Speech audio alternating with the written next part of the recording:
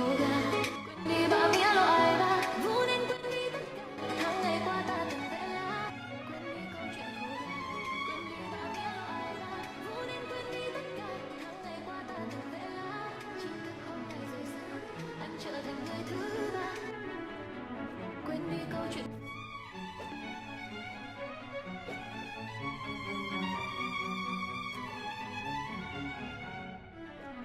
Quên đi câu chuyện khô ga,